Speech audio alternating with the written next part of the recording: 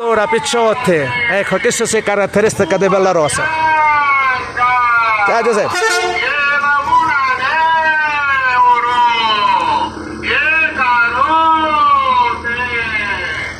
E questa è la Sicilia, picciotti Bella Rosa.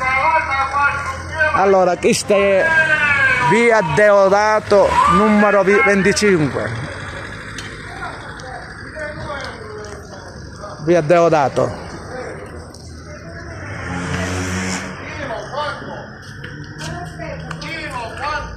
Allora, questa è via Deodato numero 25.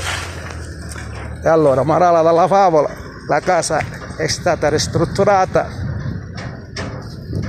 Questa è.